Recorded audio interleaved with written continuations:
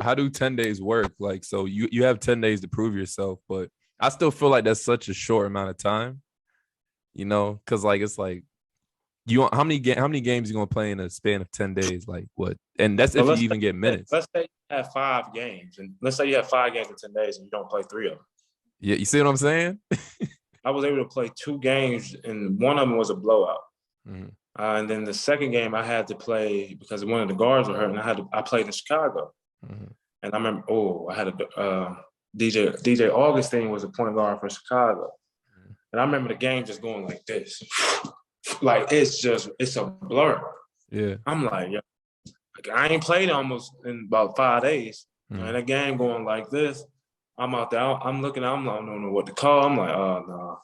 It's like it was just everything happened so fast, and you have to be ready. For the guys that can be ready in those days, they got a chance, but it's not as easy as what people think.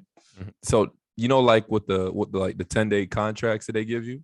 So when they initially give you the contract, when the contract is up, how soon do you know if they're gonna like keep you for the remainder, or if they're gonna give you a second 10-day, or how does that work? They might tell you at the like we was at San Antonio, and I came in to get some work done, and the trainer was like, "Hey, Brent want to talk to you." So Brent was the coach. Brett Brown was the coach for the Sixers when I was there. He was young, I remember, and they had Michael Carter Williams. He was like, "Hey, Brett want to talk to you." I'm automatically knowing what's up. I'm in San Antonio. Yeah. At this time, I got a crib in Dallas. So he let me know. He was like, "Look, man, I wish we could keep you, give you another opportunity, but with how this roster is built, it ain't built for that. We got to keep bringing guys in and out." And I was like, "Man, it's cool." You know what I'm saying? I was at the point where like if it happened, it happened. Like I gave it my all. So I just packed my stuff up. They was like, "Hey, look, you can go home if you want." I was like, "All right, cool." I drove right back to Dallas. You left? You didn't go to the game or any of that? You just left No, after no, that? over. It was over after that. They let you know like a day before the game. They let me know like a day before the game. I was like, all right. Dang. Somebody had already came down and drove my car down because they was gonna come to the game. My daughter's mom, and then after that, they was like, "All right, well, go on." I went straight home. Dang, that's crazy. No, you gotta know it's business, and at that time, I kind of was understanding how it worked, so I wasn't too hurt about it. Obviously, you want to play in one of the best leagues, but for me, it was just keep working. Just keep. You still have an opportunity to play somewhere, and high level is where you're gonna be able to play. So I just kept that mindset, and I'm in my 10th year. So I know you went back overseas. You're overseas right now as well. Did you have right. you had a time with the Timberwolves? You said. Yeah. So how was that experience? And I know you played, and then you can talk about a little bit about the Jimmy Butler one-on-one. But how was that experience with the Timberwolves? So when I get to Timberwolves, I'm able to really see. They got Cat, they got Wiggins, D Rose is there.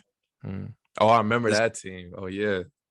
So when Jimmy's not with the team at this time, but I was able to play. I played one. I got to play one preseason game with the Timberwolves. I think I had 7 3-3 in like 6 minutes. So I was excited. And that was in Milwaukee, back in Marquette, where Marquette's at. So I was excited. But I kind of already knew what was going on. They wanted me to play on the G League team, which wasn't a problem for me because I was Exhibit 10. Exhibit 10 is kind of like what they give out now. It's kind of like a two-way player. But you get paid. You get paid as a two-way player. But you're able to go to other teams if they choose to pick you up. I remember this one day, Jimmy had came back to practice. And this is where that story came from. It was me, Jimmy. Oh, you were there when that happened? Yeah, two of the two-way. Okay, that's tough. I did not know that. That's tough. Okay, yeah, what the hell happened that day? Two of the two-way players. This kid named James Nunley. And we literally run the whole day. And Jimmy scored one basket. He scored one basket. We win every game. We lost the last game, and the last game we lost because Jimmy left. Jimmy coming in practice. This is Jimmy said. They break the huddle. Jimmy said, I got an hour. I said, oh, this nigga going. I got an hour. Tibbs don't say nothing. Yeah. Man, he go crazy. So he guarded. One play, I remember he switched on Cat. He made Cat throw the ball, pass the ball out. Jimmy rotate to the next man. Then he get the steal. Man, Jimmy say, man, y'all need me. I know him. I know he happy to play. Yeah. So that whole day, Jimmy just talking cash. Yeah. Like, y'all need me. Like, everybody ain't feeling it. Some of the players not feeling it. Did Jimmy say something like, I'm like, God. I'm like, oh, we got Anthony Tyler. Anthony Tyler's on the team, and he's like big. He big Christian. Like, he pray. He go to the prayer room before games. I just see him shake his head and. But it wasn't nothing that Jimmy did that, like, he was like where he was a bad teammate. He wanted the front office to understand, like, y'all, I came here I'm doing all the dirty work, but we can't get some guys to work as hard as me, or give up what they want to do. They have incentives. They want to be top scorer, have double doubles. And Jimmy wasn't wrong. He wasn't wrong because he was telling the truth. Everything he said was the truth. He just didn't come out the right way. You know what I'm saying? But everything he said is the truth. As you see, Jimmy can lead a team. But especially if he got some warriors with him, that's going to ride and play like him and have the intensity like him, the competitive edge like him, he can take a team wherever they want. Yeah. As a player he is. Yeah. And the man is tired. Like he like a real energizer bunny. Like, and he gonna play as hard as he can.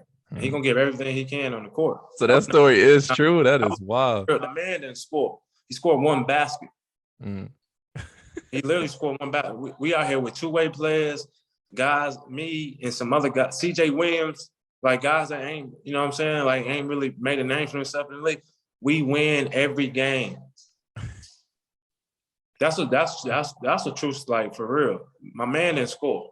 I remember seeing that all over Twitter. I was like, what the hell is going on out there? I was like, what? My man scored one basket the whole day. And he talking. They ain't saying nothing. I'm like, yo, Cat ain't gonna say nothing. Wiggins ain't saying nothing. They ain't saying nothing back to this man. This man ain't scoring, though. He's sitting on everything.